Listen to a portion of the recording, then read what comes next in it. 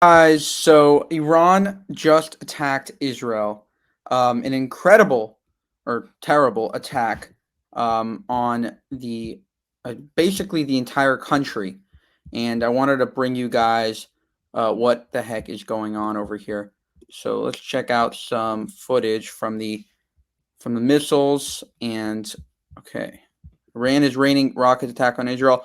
Remember when Israel answers back, and they will answer back. Hold on. Like they're Israel, which is terrible.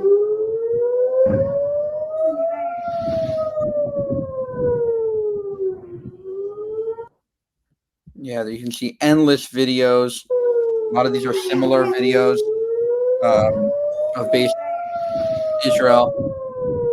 Iran, hundreds of missiles. People are saying this is the biggest attack in decades. This is another crazy video. Those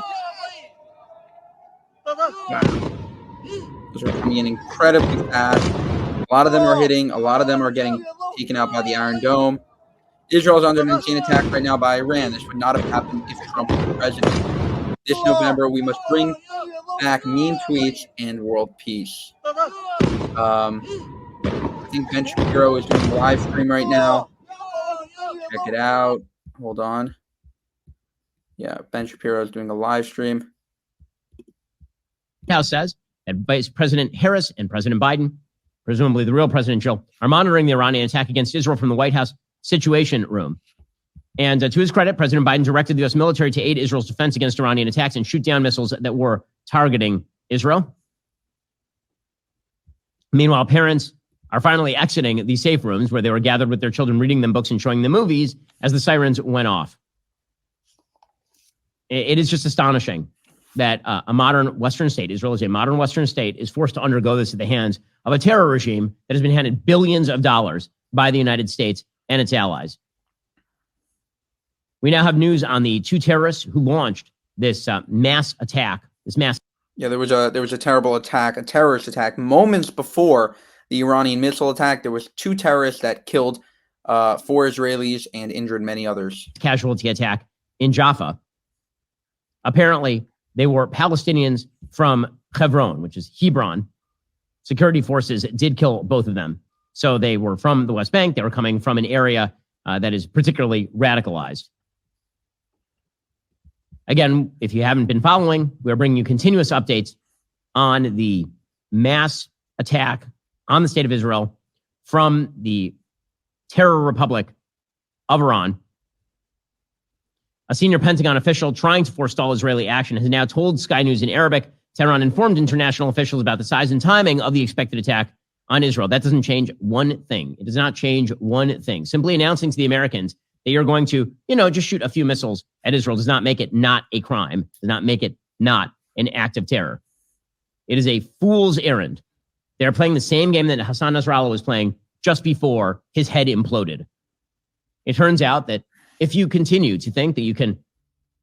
Yeah, I think that what he's hinting out here is that Iran is trying to essentially attack Israel, but not too much. They don't want to escalate too much. They don't want to end up in a situation where Israel responds with a, possibly destroying their entire nuclear facility, destroying their entire oil infrastructure, all this other stuff that they need.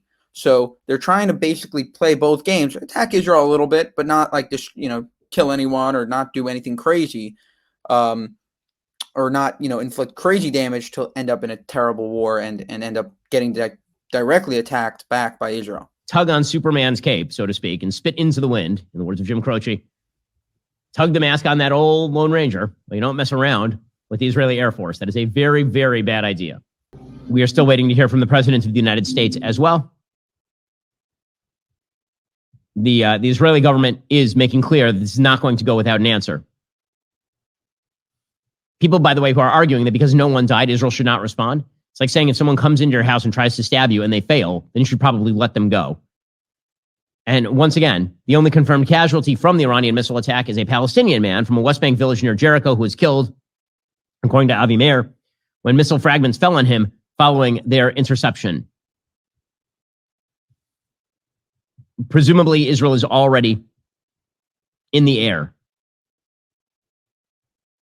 So there was an earlier report, by the way, of a possibility of terrorists in another hotel in the city of Herzliya. That turned out not to be true. Again, just to rewind, so people know the timeline here. Iran had earlier attacked Israel after Israel killed killed Ismail Haniyeh, who's the political head of Hamas.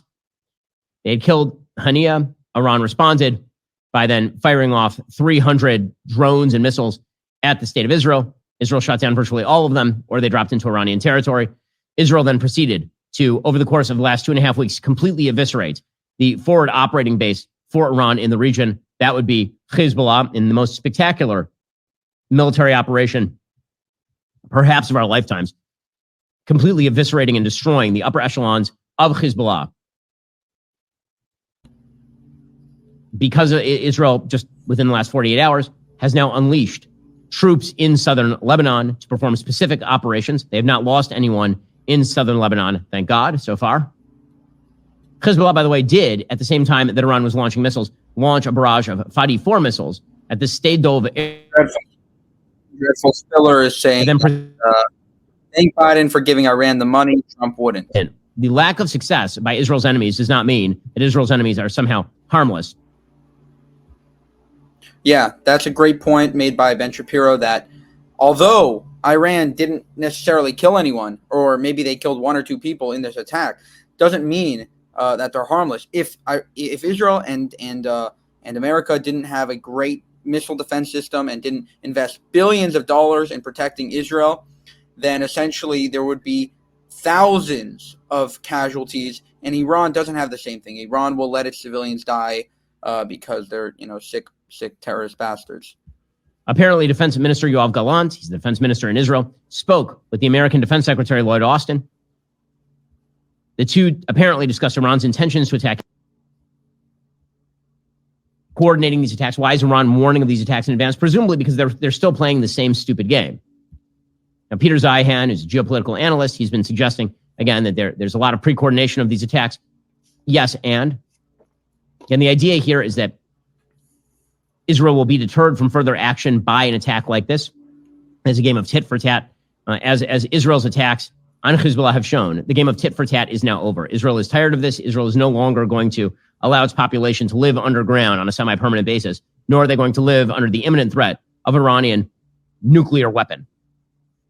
And so any attempts to pre-coordinate this in the hopes that would buy off the Israeli military, very, very, very unlikely at this point in time.